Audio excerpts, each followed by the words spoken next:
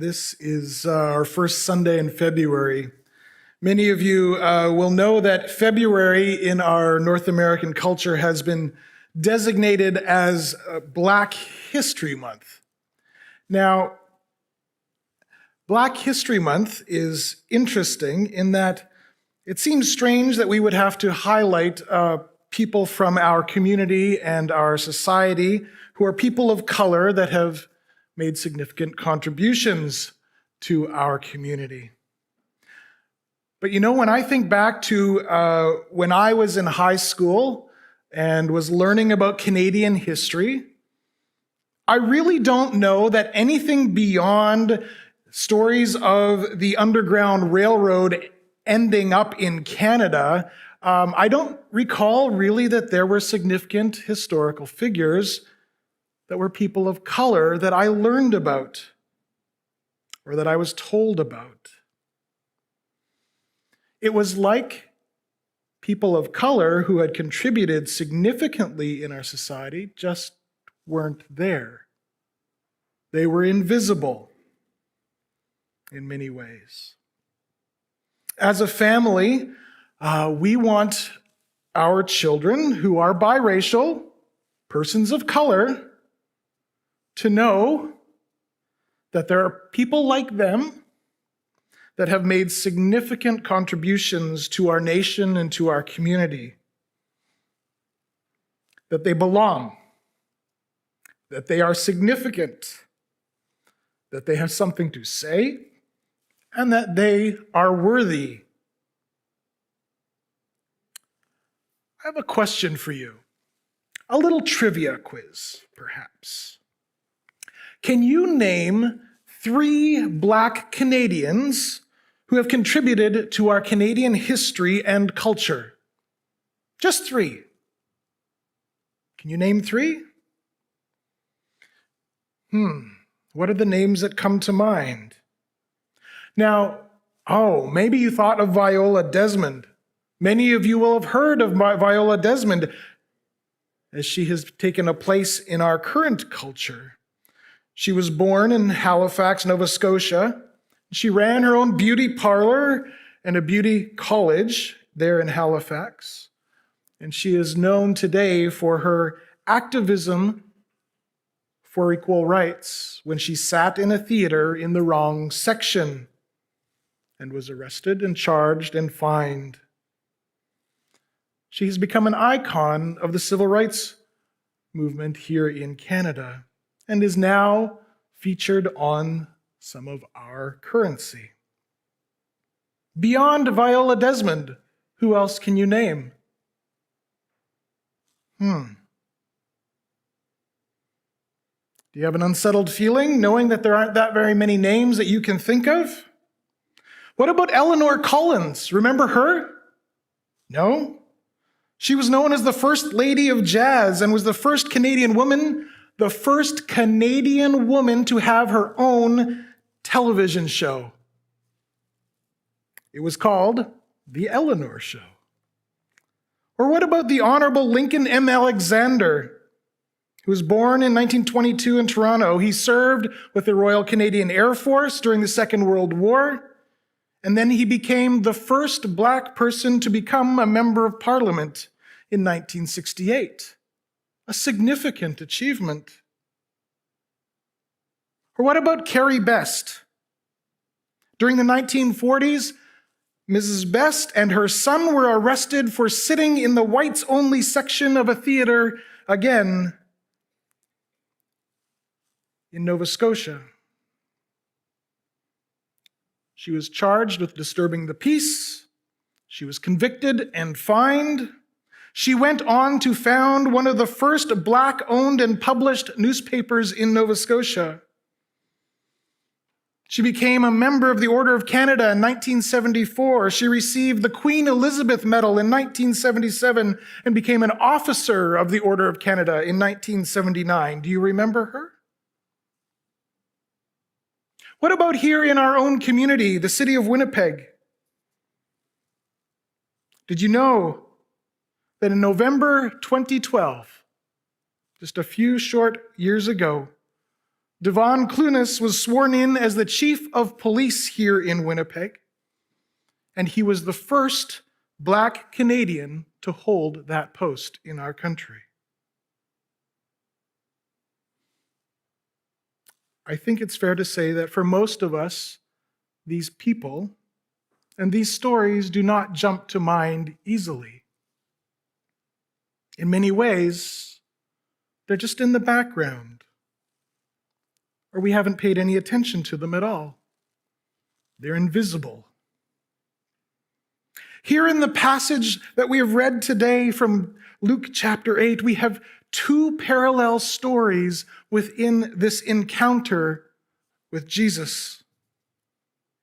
In this story, Jesus is making a point about who belongs, who is seen and known, and who is loved. You know, I remember hearing this story long ago, probably as a kid in Sunday school. We didn't have cool videos like the one they had today, but we had picture books and we imagined this. And I remember thinking about how this story was amazing. Jesus raised a little girl from the dead. Isn't that amazing? That's a miracle that we can't even think about describe. Like, how does that happen? Healing? Well, maybe. But back from the dead? It's amazing. And then there's this woman who has been sick for so long, and just a touch on his robes healed her. Amazing. I remember thinking about those two stories as saying only that Jesus loved them and could heal them both. Well, certainly that's true. But that's not the point that Luke is making here in his gospel. He actually is contrasting these two healings, these two daughters of Israel.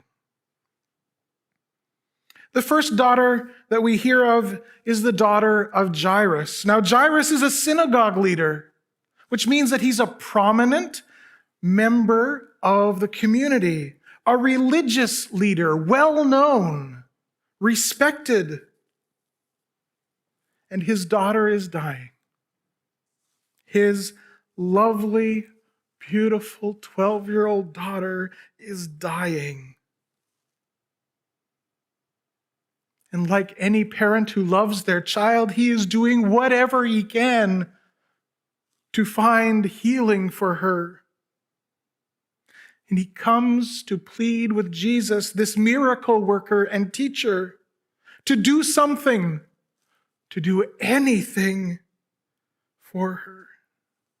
He loves his daughter so much that he, a public leader in the community, humiliates himself in front of the crowds. That means something a little more significant in that culture than it does perhaps in our modern day thinking. But it says he falls on the ground in front of Jesus and begs for help. That's a shameful, that's way beyond embarrassing. He is lowering himself in the eyes of the community, but he doesn't care because it's his daughter whose life is at stake and he will do anything for her. It seems like he truly is a good father, that he cares.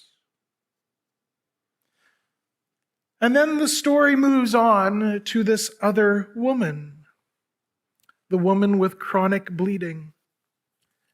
How do we know that these two daughters are being contrasted? How old was Jairus' daughter? She was 12 years old. How long has this woman been suffering with this malady of internal bleeding and hemorrhaging? 12 years. That's an interesting contrast. Unlike the daughter of the synagogue leader, she is not well known. She's hiding in the crowds. She's there on her own. She has no messenger or friend or others to come to Jesus and plead on her behalf. She is alone. This illness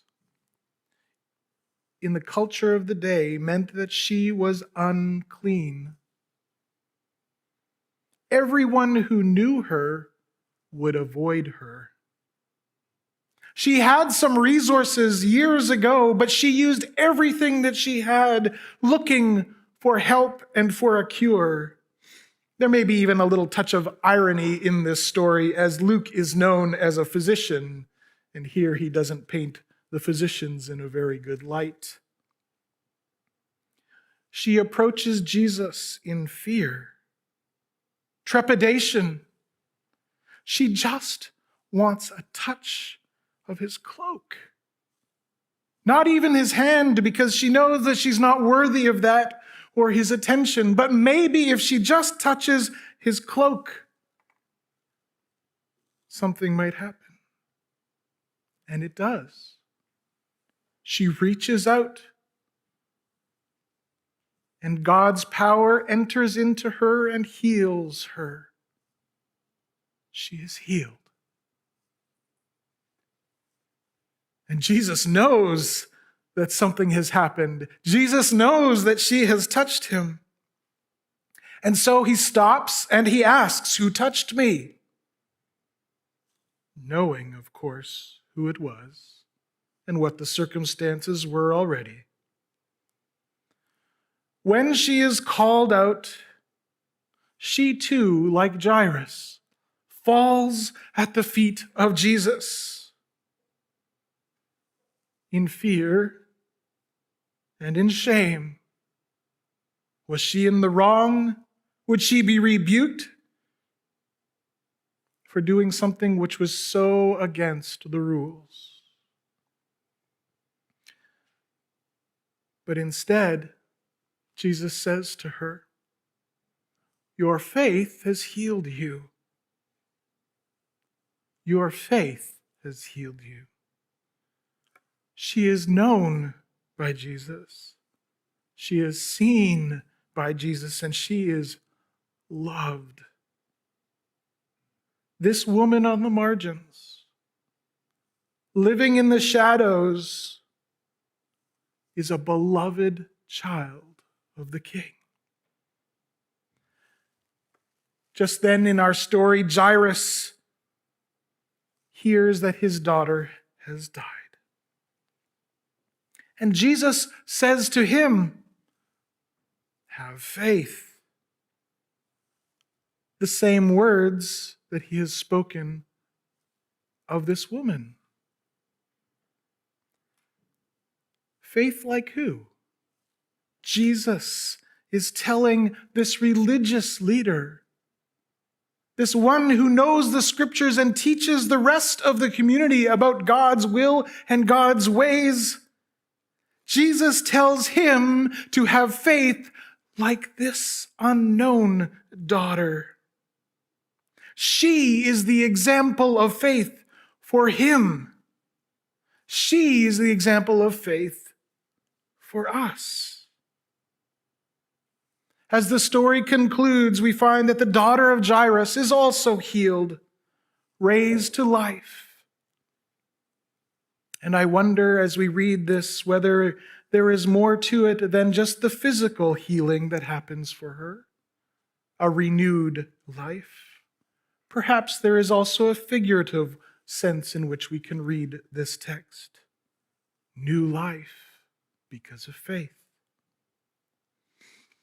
As we walk with Jesus, here in this encounter with the two daughters of Israel, we see that they are in very different circumstances.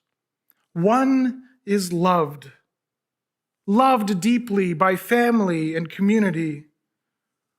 One is shunned, alone, unclean. And what we see is that God's love through Jesus is for both of them. Of course, the 12-year-old innocent girl is loved and healed. Hallelujah! That's a beautiful story, and it's beautiful all on its own. But there's a reason why there's two stories of healing here together.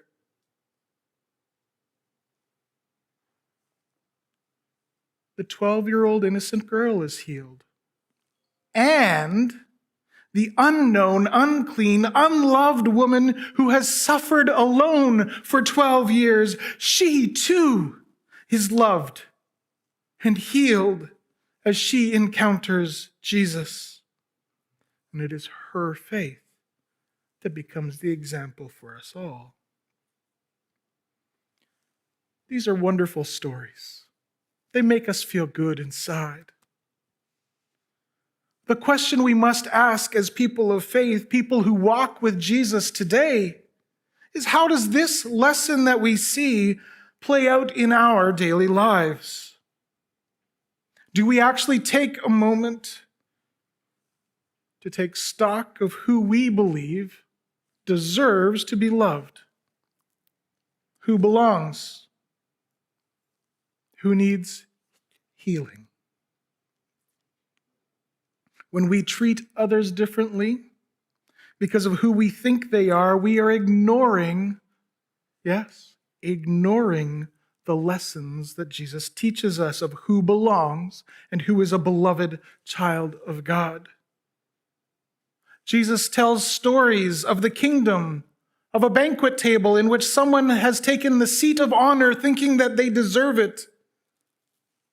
And then when the guest of honor truly comes, that person is told to move because there is another who is honored and loved. We are told in the scriptures by Jesus' teaching that we are not to regard people from their appearances, but because they are created in the image of God, loved by God. We should not treat those who present well and dress well and have significant status in our community as any better than anyone else. For in ignoring those who are in need and who are struggling, we at times have turned away Jesus himself. In our communities, this plays out every day with those who are marginalized, ignored, forgotten, or worse, treated as less worthy than others. The homeless, immigrants, indigenous peoples, those with disabilities, those who are poor, those with mental health problems, addictions, and racism. I want to touch on something right now that I know is a sensitive topic, but I think it has to be said. My heart is heavy.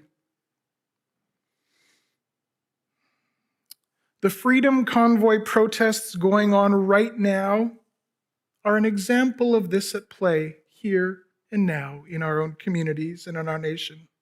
Now, hear me out.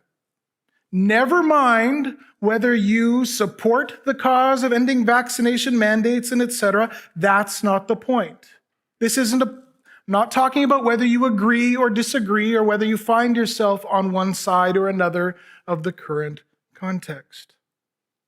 But the current protests demonstrate clearly the discrimination and racism experienced by so many of the marginalized communities in our midst.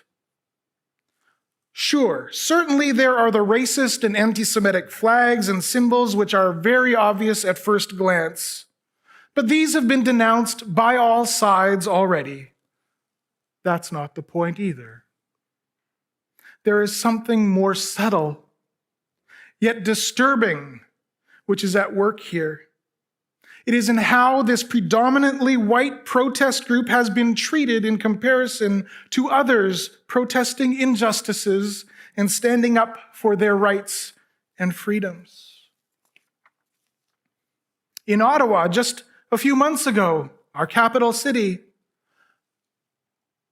there was a group of BIPOC peoples Black, Indigenous, peoples of color, that closed down one intersection in that city for a call to action on issues of injustice and inequality.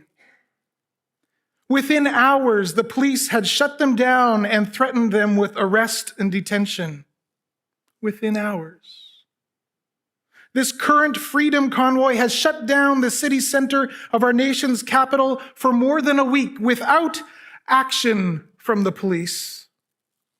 This is what systemic racism looks like. Imagine for a moment that this was a protest of our Indigenous neighbors calling for action on the need for clean drinking water, for redress of inequitable funding for children's education and welfare, for protection of treaty lands from exploitation for the resources. We don't actually need to imagine it. We have seen it. Police crackdowns, arrests, use of force, and violence towards the protesters. In a recent interview, Pam Palmater says that had Indigenous activists made these same threats, broke the same laws, and engaged in the same level of disruption, they would have been met with a heavy-handed crackdown. And Fareed Khan, who is a founder of Canadians United Against Hate, offers a similar thought. If you had a Muslim or a brown person or an Indigenous person who organized such an event and called for the unseating of the government of this country, security forces would have been brought down on them like a bag of hammers.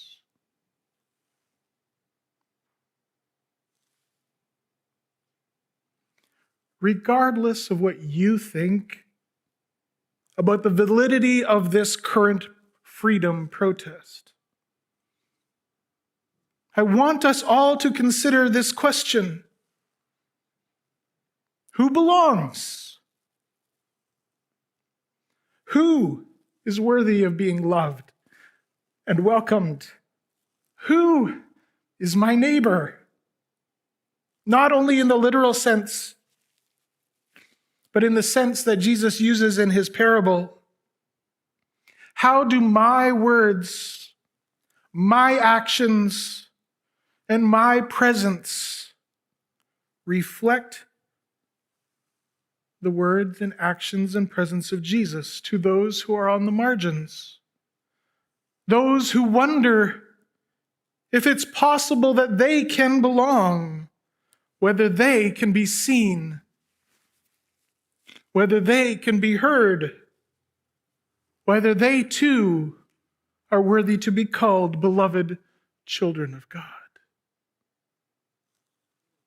As we walk with Jesus, may we hear his voice and see his love. He loves the 12-year-old girl who is at the center of the community, and he loves with the same deep, abiding, and healing love the one who lives in the shadows and fear. They too are children of God.